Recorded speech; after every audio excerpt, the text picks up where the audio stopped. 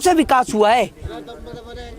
आप बता दीजिए, हाँ मत करिए, पूछ रहा हूँ आपसे कौन सा विकास हुआ है, फिर मैं बताऊंगा ना। राम को कोर्ट के चक्कर लगाने पड़े, है आपके पास जवाब? आपने क्यों राम जी को कोर्ट के चक्कर लगवाए?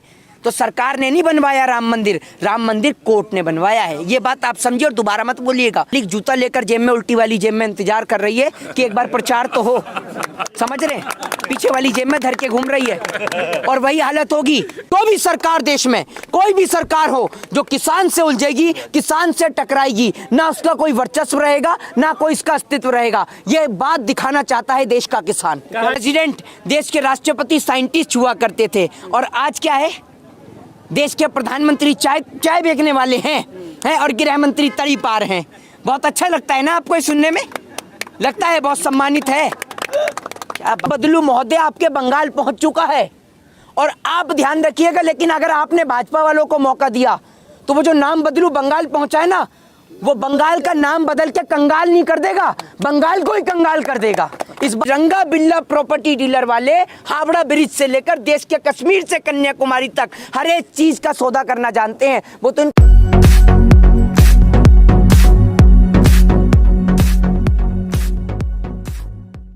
बहन बेटियों की इज्जत आबरू सुरक्षित नहीं है, तो ऐसा उत्तर प्रदेश का मॉडल हमें कहीं और नहीं चाहिए। और अगर आपने बंगाल के बजाय, बिहार के बजाय, चुनाव प्रचार करने के बजाय अगर आपने उत्तर प्रदेश पे ध्यान दिया होता ना, तो आज ये उत्तर प्रदेश नहीं, ये उत्तम प्रदेश बन गया होता। लेकिन आज तो ये बदतर प्रदेश बन चुका है। आप ये समझिए, आपने तो सिर्फ नाम बदला है। अमित शाह जी कह रहे हैं कि देश का बहुत विकास हुआ है, बंगाल की बारी है, बंगाल में विकास करेंगे। कौन सा विकास हुआ है? एक बात मुझे बताइए ना, कौन सा विकास हुआ है? आप बता दीजिए, हाँ मत करिए, पूछ रहा हूँ आपसे कौन सा विकास हुआ है, फिर मैं बताऊंगा ना। 370 हटा दी, राम मंदिर बन रहा है। यार आप लोग, भाई आप एक बात मुझे बताओ, कहाँ से पढ़ के? एक मिनट, अरे भाजपा उपलब्धि, भाजपा के नेता को लाकर बिठाओ ना एक दिन। राम मंदिर आप में कम से कम, भाई साहब जितनी बार भी इनसे उपलब्धि पूछ लो ना, जितने भी भाई वीडियो को देख रहे हैं सभी को देख लिएगा, पुरानी वीडियो में जब भी पूछू ना, नहीं सुनिए, जब भी इनसे पूछो तो ये राम मंदिर का ही नाम लेते हैं। फंडे खाना था, पैसा नहीं, ये राम मंदिर का ही नाम लेते हैं। राम मंदिर, आप एक बात मुझे बताइए, राम मंदिर देश की 133 करोड़ जनता की आस्था का प्रतीक है भगवान श्री राम, चाहे वो हिंदू हो, मुस्लिम हो, चाहे सिख हो, चाहे ईसाई हो, समझ रहे हैं आप? राम का आपने नाम लिया। एक बात मुझे बताइए, जब आप 3 तलाक का मुद्दा कोर्ट से पारित करा सकते हैं, तो क्या आपकी सरकार की इतनी औकात नहीं है कि भगवान श्री राम का मुद्दा कोर्ट से पारित कराने के बजाय सांसद से पारित कराते, पार्लियामेंट से पारित कराते? क्यों भगवान श्री राम को कोर्ट के चक्कर लगाने पड़े? है आपके पास जवाब? आपने क्यों राम जी को कोर्ट के चक्कर लगवाए? तो सरकार ने नहीं बनवाया राम मंदिर कोर्ट ने बनवाया है। ये बात आप समझिए और दोबारा मत बोलिएगा कभी भी किसी के आगे। और इनका जो विकास है ना, और उत्तर प्रदेश के मुख्यमंत्री के आगे मत पूछिएगा कि विकास कहाँ है वो, वरना क्या काम करेगा, सारे उत्तर प्रदेश में अनाउंसमेंट कर देगा कि सबका नाम आज से विकास, फिर जिसको भी खड़ा कर दो वही विकास दिखेगा। ये है इनका विकास।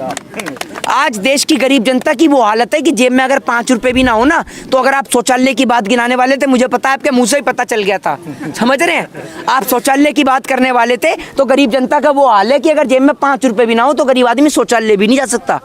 तो आपने गरीब आदमी के लिए करा क्या है? अगर भारतीय जनता पार्टी के पास कोई मॉडल है शिक्षा के नाम पर, स्वास्थ्य के नाम पर, रोजगार के नाम पर और बेरोजगारी के नाम पर, या देश के किसान के नाम पर, तो आप उस पर चुनाव लड़िए ना। हिंदू और मुस्लिम के नाम पर कब तक चुनाव लड़ा जाएगा देश में? आपको शर्म आनी चाहिए कि माँ काली भी एक है और राम भी एक है। हिंदू मानने वाला माँ काली को भी मानता है, राम को भी मानता है। देश की 133 करोड़ जनता हिंदू, मुस्लिम, सिख, ईसाई सभी धर्मों में विश्वास रखती है। और देश के प्रधानमंत्री जी को तो बिल्कुल शर्म आनी चाहिए कि किसानों को छोड़कर वहाँ जाना उचित नहीं था। क्या आप अपने दिल पर हाथ रख के बोलिए, क्या प्रधानमंत्री मोदी को चुनावी रैली करनी जरूरी थी, या किसानों से पहले उनकी बात को जानना जरूरी था? यहाँ भी तो आ सकते थे एक बार कि आपकी क्या समस्या है, पहले आप बताइए। जब आपकी समस्या का समाधान होगा तब देश में चुनाव होगा, तब मैं मानता कि प्रधानमंत्री जी देश हित में कार्य कर रहे हैं और देश के लोग उनके साथ खड़े भी होते। आप बंगाल से आए, किस तरह का माहौल है? माहौल पूरी तरीके से बीजेपी के लिए खराब है। आप ये समझिए, पब्लिक जूता लेकर जेब में, उल्टी वाली जेब में इंतजार कर रही है कि एक बार प्रचार तो हो, समझ रहे हैं, पीछे वाली जेब में धर के घूम रही है। और वही हालत होगी जैसी भाजपा की सरकार जाएगी ना देश से, आप ये समझिएगा जो बोलेंगे ना भाजपा के पक्ष में, पब्लिक यहाँ अड़ा के रखेगी जूता, जहाँ दिखे ना कि देश कैसे बिका। मुंह में तो बात की बात है चाचा, पहले तो सर पे ही पड़ेगा इनके कि रेलवे कैसे बिका, एयर इंडिया कैसे बिका, MTNL कैसे बिका, BSNL कैसे बिका। एक बात आप मुझे बताइए, कॉन्सेप्ट के थ्रू समझिए, आपने मुझे 10 रुपए उधार दिए, अगर मैं आपके 10 रुपए लेके भाग गया तो आप मेरे घर पहुंच जाएंगे, मेरे घर पे जाएंगे, मेरे घर वालों से कहेंगे कि आपका लड़का मेरे 10 रुपए लेके आया, तो आप मेरे घर पे जाके अपने 10 रुपए ले आएंगे। लेकिन देश को चलाने वाले जो अब लोग हैं, इनके तो ना कोई आगे है ना पीछे है, तो भैया बेच दी रेल, बेच दिया एयरपोर्ट, बेच दिया BSNL, तो कल को जब देश बिकेगा, तो जब देश बिकने के बाद आप किसका गलेबान जाके पकड़ेंगे कि अगर रेलवे बिकी तो क्यों बिकी, एयर इंडिया बिकी तो क्यों बिकी, और जब रेलवे बिक गई तो रेल मंत्री को काय बात की तनख्वाह। जब देश में आप सभी चीजों को प्राइवेटाइजेशन कर रहे हैं तो मंत्रियों को तनख्वाह और वेतन भत्ता काय बात का। सरकार भी प्राइवेट कर दो ना, प्रधानमंत्री भी प्राइवेट चुन लेंगे। जब देख रेख ही करनी है तो 50,000 1 लाख रुपए सांसद को क्यों देंगे, 10,000 रुपए में चौकीदार रख के देखभाल करवाएंगे और अच्छी चौकीदारी करेगा। TMC में लंबे समय तक काम किया था मिथुन चक्रवर्ती ने, अब भाजपा में शामिल हुए हैं। मिथुन चक्रवर्ती तो कह ही रहे हैं, मैं पानी वाला सांप नहीं हूँ, मैं कोबरा हूँ, कोबरा। हाँ, समझ रहे हैं। अरे भैया आप कोबरा हैं तो मोदी जी को ढसेंगे, उनके भाजपा वाले को ढसेंगे, हमें ही ढसेंगे हैं, और आप हैं ही कोबरा। ये इतने ऐसे अभिनेता हैं जिनकी आवाज किसान के नाम पर ना, इनके मुंह में सत्ता का फेविकॉल अटक जाता है, गले से आवाज नहीं निकलती। किसानों के नाम पर तो अगर इनके आगे माइक लगा दो तो इनको ऐसा हो जाता है कि मेरे को खांसी है, गले में दर्द हो जाता है, इनके निकल जाते हैं ये।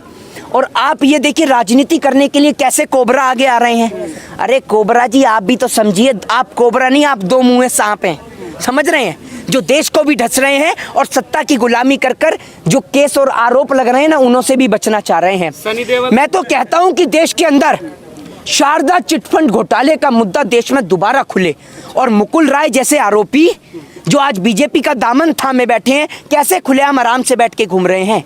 क्या मुकुल राय के ऊपर कानून कार्रवाई नहीं होनी चाहिए? बीजेपी कौन सा वॉशिंग पाउडर बना रही है? क्या पतंजलि का वॉशिंग पाउडर भी बनने लग गया कि पतंजलि के गौमूत्र में डुबा डुबा के निकाल रहे हैं इन्हें कि एकदम पवित्र हो रहे हैं? बताइए ना आप मुझे, तो कौन सा ऐसा वॉशिंग पाउडर है कि सारे आरोपी इधर जा रहे हैं और उधर साफ होकर आ रहे हैं? तो ये कॉन्सेप्ट है इनका। सर किसान कानून के बारे में बोल, ये कॉन्सेप्ट है इनका, फिल्मी बाजी से समझ रहे तो पूछना है। ये इनका कॉन्सेप्ट है सीधे तौर पर कि देश के अंदर ये पहले लोगों को परेशान करते हैं, जब लोग परेशान होते हैं तो वो सत्ता के पास पहुंचते हैं और सत्ता उनको ऐसे प्रेशराइज करती है कि आप पार्टी ज्वाइन करिए, आपके ऊपर से सारे आरोप साफ। तो पहले परेशान भी यही करते हैं, समाधान भी खुद देते हैं। जी आखिरी सवाल जी, अगर अब कानून वापस नहीं लेती है सरकार तो किसान हर राज्य में इसी तरह से बीजेपी के खिलाफ कैंपेन करेंगे, उसको हराने का काम बिल्कुल करेंगे। नहीं करना चाहिए क्या? जब यहाँ पर नहीं सुनी जा रही है किसान की बात तो किसान कहाँ जाएगा? दिल्ली भी जा चुका है, दिल्ली जा चुका है, दिल्ली घुसता है तो मारा जाता है किसान को, हरियाणा पंजाब से पहले दिन आता है तो मारा जाता है किसान को। अरे किसान पिटने के लिए नहीं बना, किसान कोबरा बता रहा है।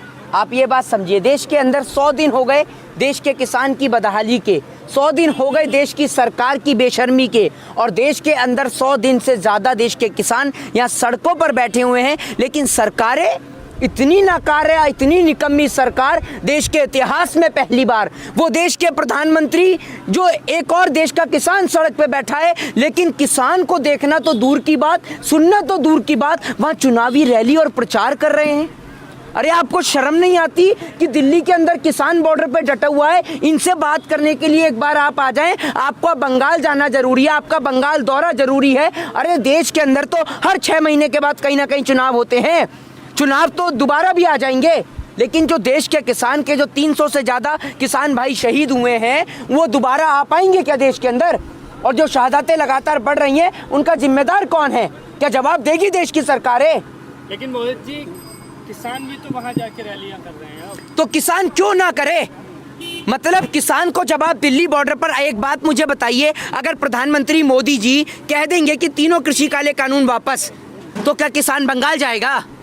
बंगाल में खड़ा हुआ है क्या इलेक्शन के लिए कोई इनके घर से? क्यों जाएगा वहां पर? तो ये प्रधानमंत्री मोदी को नहीं दिख रहा क्या? बंगाल क्यों गया? जब दिल्ली में ध्यान नहीं दिया गया, जब दिल्ली के अंदर किसान घुसता है, हरियाणा से पंजाब से जब दिल्ली के अंदर पहले दिन आता है तो इसके ऊपर आंसू गैस के गोले दागे जाते हैं, कभी इसके लिए कटीले वायरों का प्रयोग किया जाता है, कभी इसके ऊपर वाटर कैनन से पानी दागा जाता है। तो आप, ये पूरा देश देख रहा है आज किसानों के साथ में, और आप किसानों के ऊपर जब ध्यान नहीं देंगे तो किसान बंगाल भी जाएगा, असम भी जाएगा, तमिलनाडु भी जाएगा, केरला भी जाएगा और पुडुचेरी भी जाएगा। लेकिन मांग तो किसानों की जो नए कानून हैं उनको वापस करने की है। भाजपा को कश्मीर से कन्याकुमारी तक किसान जाकर अपना वर्चस्व दिखाएगा कि क्या ताकत है किसान की, और किसान से उलझने वाली सरकार की हालत क्या होगी ये किसान आपको दिखाएगा। कि जो भी सरकार देश में, कोई भी सरकार हो जो किसान से उलझेगी, किसान से टकराएगी, ना उसका कोई वर्चस्व रहेगा, ना कोई इसका अस्तित्व रहेगा। ये बात दिखाना चाहता है देश का किसान। कहा जा रहा है कि अब किसान सियासत करने लगे हैं, राजनीति में आएंगे क्या? तो एक बात मुझे बताइए, तो ये क्या राजनीति की कोई डिग्रियां दी जाती हैं? एक समय वो था कि देश को चलाने वाले देश के प्रधानमंत्री इकोनॉमिस्ट हुआ करते थे, और देश के प्रेसिडेंट, देश के राष्ट्रपति साइंटिस्ट हुआ करते थे, और आज क्या है? देश के प्रधानमंत्री चाय बेचने वाले हैं और गृह मंत्री तड़ी पार हैं। बहुत अच्छा लगता है ना आपको ये सुनने में? लगता है बहुत सम्मानित है। क्या बात कर रहे हैं, हद नहीं आती। तो आप ही लोगों ने, देश की जनता ने चुना है। तो आप लोगों में आप नहीं आपे, आपकी सबसे ज्यादा भूमिका है, आपका तो बस नहीं चलता। आपने लोगों ने तो चाटुकारिता की सारी दे रही है ना, तो वोट देने के लिए परेशान किसने करा? मोहित जी, हम जैसे तो जेल भी जा रहे हैं सच दिखाने के चक्कर में। आप क्या करें बताओ? अब आप समझ ही नहीं पा रहे। आपके माध्यम से नेशनल चैनल को संकेत है, नेशनल चैनलों को संकेत है। नहीं डरते, आपको डर रहे बोल रहे थे। तो हमने कौन सा डरे? अरे भैया सुनिए, अगर हम डरते ना तो हम बोलते नहीं, समझ रहे? नहीं, मैं क्या कह रहा हूँ, हम डरते तो हम बोलते नहीं, हम तो खुल के बोलते हैं और देश के किसान के समर्थन में बोलते हैं। अरे भाई आप सुनिए, देश के अंदर भगत सिंह को कोई चुनावी इलेक्शन नहीं लड़ना था, देश को आजादी दिलानी थी। राजगुरु सुखदेव को कोई चुनावी प्रचार नहीं करना था, देश में इलेक्शन नहीं लड़ना था। शहीद चंद्रशेखर आजाद को इलेक्शन नहीं लड़ना था, समझ रहे? तो वो लोग देश से प्रेम करते थे और हम देश से प्रेम करने वाले लोग हैं। और आप इस बात को समझिए, हम इस गुलदस्ते के 4 सुनहरे फूल हैं, हिंदू, मुस्लिम, सिख और ईसाई। अगर एक फूल टूट जाएगा ना तो पूरे गुलदस्ते की रौनक खराब हो जाएगी, और हमें इस रौनक को खराब नहीं होने देना। देश को बचा के रखना है, बरकरार करके रखना है। यही कह रहे हैं कि आप देश से प्यार करते हैं। भारतीय जनता पार्टी भी यही कह रही है, जो कुछ हो रहा है देश हित में हो रहा है, चाहे नोटबंदी हो, चाहे कोई और मामला हो। ये किसान बिल जो है ये भी इनके फेवर में आया है, और देश के किसानों का फायदा होगा, देश का फायदा होगा। एक बात मुझे बताइए, पिछले 7 सालों में देश के फायदे के तहत नाम बदलने के अलावा कौन सा फायदा इस देश ने देखा है? एक ऐसे मेडिकल कॉलेज का नाम बताइए जो प्रधानमंत्री मोदी जी के द्वारा बनाया हो। एक ऐसे हॉस्पिटल का नाम बताइए जो प्रधानमंत्री मोदी के द्वारा बनाया हो। एक ऐसे नए एयरपोर्ट का नाम बताइए जो प्रधानमंत्री मोदी के द्वारा बनाया गया हो। एक ऐसे नए विश्वविद्यालय का नाम बताइए जो प्रधानमंत्री मोदी के द्वारा बनाया हो।